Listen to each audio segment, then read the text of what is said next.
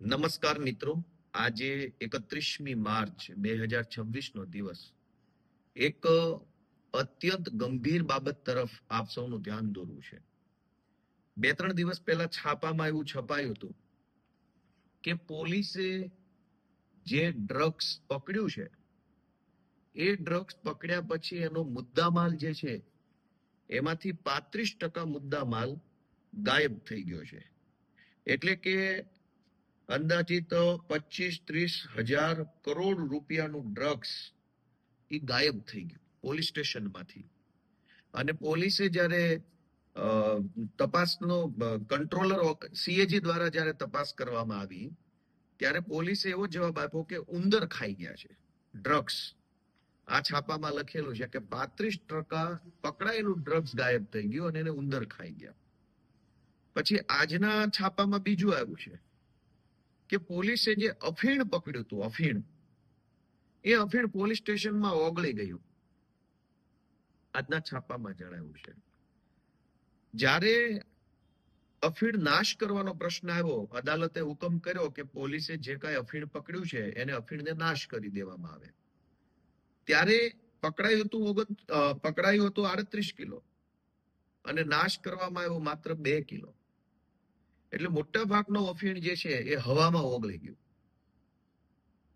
અને એનાથી એવું બતાવવામાં આવે છે કે પોલીસ સ્ટેશનની અંદર મુદ્દામાલ જે છે એની ચોરી થઈ રહી છે, વેપાર થઈ રહ્યો છે, અથવા કંઈ પણ એવું થઈ રહ્યું છે કે જે શંકાસ્પદ છે. તો એનો અર્થ એ થયો કે પોલીસ સ્ટેશનોમાં હજારો લીટર દારૂ જે પકડાય છે એ દારૂ પણ પોલીસ વેચી નાખતા હશે, અફીણ પણ વેચી નાખે, ડ્રગ્સ વેચી નાખે. એટલે જ્યારે પકડાય 3 લેવલની ચોરી ચાલે છે. એક અફીણ કે દારૂ કે ડ્રગ્સ કે જે કઈ હોય એ પકડાય ત્યારે 100 કિલો હોય તો એને માત્ર 20 કિલો, 30 કિલો, 40 કિલો જ બતાવવાનું કાગળ ઉપર. એટલે પહેલી ચોરી તો આવી રીતે થઈ જાય છે. પછી માનો કે 50 કિલો જ કાગળ ઉપર બતાવ્યું 100 માંથી, તો એ 50 કિલો ડ્રગ્સનો જ્યારે નાશ કરવાનો આવે ત્યારે 50 માંથી 10 જ વધ્યું હોય છે. 40 કિલો ઉંદરો ખાઈ જાય છે અથવા પોલીસ વેચી નાખે છે.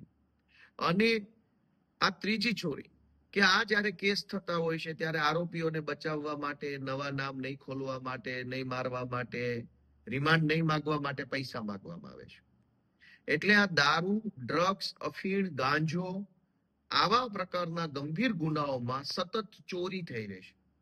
હવે પોલીસ સ્ટેશનેથી ડ્રગ્સ જો ઉંદર ખાઈ જાય તો માત્ર ડ્રગ્સ પૂરતું નથી, પોલીસ સ્ટેશને પડેલી ગાડીઓના ટાયર પણ ઉંદર ખાઈ જાય છે. સારી સારી મોંઘી ગાડીઓના સીટના કવર પણ ઉંદર ખાઈ જાય છે. ઉંદર ખાઈ જાય છે એનો અર્થ એવો થયો કે વેચાઈ જાય છે ટૂંકમાં.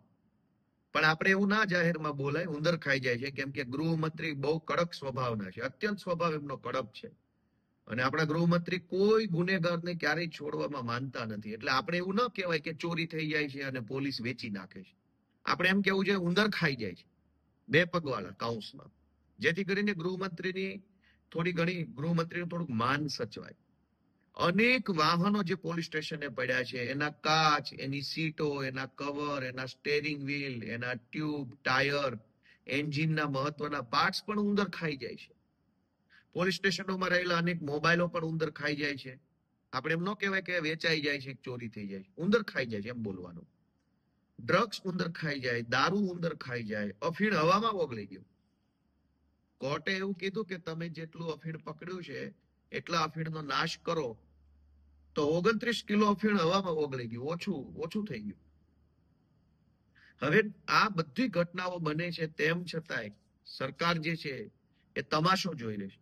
હવે પોલીસ પોતે મુદ્દામાલનું ડ્રગ્સ વેચી નાખે, મુદ્દામાલનો અફીણ વેચે, મુદ્દામાલનો દારૂ વેચી નાખે, એનાથી ગંભીર ઘટના ગુજરાતમાં હોય શું? બુટલેગરો દારૂ વેચે એ તો ગંભીર બાબત છે, પણ બુટલેગરને દારૂ વેચતા પકડ્યો, એની પાસેથી જે જથ્થો આવ્યો એ સરકારે જમા લીધો ને જમા થયેલો જથ્થો વેચી નાખે તો કેટલી ગંભીર બાબત કહેવાય. અને કોઈ શરમ નથી. અને જ્યારથી આ ભાઈ ગૃહમંત્રી બન્યા છે, એકદમ હોશિયાર વ્યક્તિત્વ છે ખૂબ, ત્યારથી ગુજરાતની અંદર પોલીસ સ્ટેશનોની અંદર આ ધંધો ચાલુ થયો છે.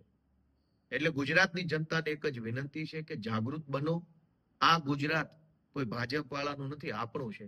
જો પોલીસ જ ડ્રગ્સ અને દારૂ ને અફીણના ધંધામાં આવી રીતે સંડોવાયેલ હશે, ઉંદર ખાઈ ગયા 35% ડ્રગ્સ, કેવી રીતે ઉંદર ખાઈ જાય? અને ચલો ઉંદર ખાઈ ગયા, અફીણ હવામાં ઓગળી ગયું, તો આવી બેદરકારી કરનાર અધિકારી સામે સરકારે શું પગલા લીધા? ડ્રગ્સ જેવી સરકારી મુદ્દામાલની મહત્વની વસ્તુ એ સાચવીને મૂકવી જોઈએ, વ્યવસ્થિત પેકિંગ કરવું જોઈએ, એને કમ્પ્લેટ મૂકવું જોઈએ. એટલી સમજણ તો ગાંડા નહીં પડે. તો જે પોલીસ અધિકારીઓએ ડ્રગ્સની સાચવણી વ્યવસ્થિત નથી કરી સરકારી મુદ્દામાલની, એમની સામે સરકારે કેમ પગલા ન લીધા? ઉંદર ખાઈ ગયા છે એવા જવાબથી સંતોષ કેમ માની લીધો? તમે ગોપાલભાઈને કંઈક વસ્તુ સાચવવા આપો અને પાછી લેવા જાઓ, ત્યારે ગોપાલભાઈ એવું કહે કે ઉંદર ખાઈ ગયા, તો તમે શું કરો? કે ઉંદર ખાઈ ગયા તો તારે ધ્યાન રાખવાનું હતું ને ભાઈ.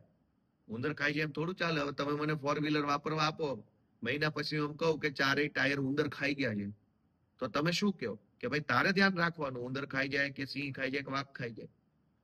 પણ અહીંયા ઊંધો ખેલ છે. પોલીસ અધિકારીએ સરકારને એવો જવાબ આપ્યો કે સાહેબ ડ્રગ્સ ઉંદર ખાઈ ગયા છે, અફીણ હવામાં ઓગળી ગયું છે, દારૂ ગાયબ થઈ ગયો છે.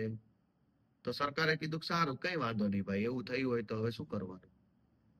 તો દોસ્તો, અત્યંત ગંભીર બાબત છે કે ડ્રગ્સ, દારૂ જેવી વસ્તુઓ પોલીસ સ્ટેશનમાંથી વેચાય છે, કાઉન્સમાં ઉંદર ખાઈ જાય છે. એ પ્રત્યે લોકો જાગૃત બને એટલી જ વિનંતી છે. રાજનીતિથી ઉપર ઉઠીને આ વિષયને વિચારો. ભાજપ, કોંગ્રેસ, આમ આદમી પાર્ટી વિષય નથી. વિષય એ છે કે પોલીસ પોતે આવા ધંધા કરશે તો ફરિયાદ ક્યાં જઈને કરશું આપણે?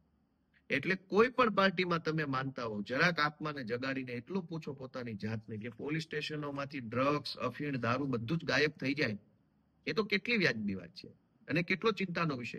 અને ગૃહમંત્રી આટલા કડક સ્વભાવના છે, છતાંય આટલો દારૂ ને આટલું ડ્રગ્સ, 35% ડ્રગ્સ ગાયબ થઈ ગયું. જો ગૃહમંત્રી કડક ન હોત તો શું થાત? એ પણ વિચારવાનો પ્રશ્ન છે. જય હિન્દ.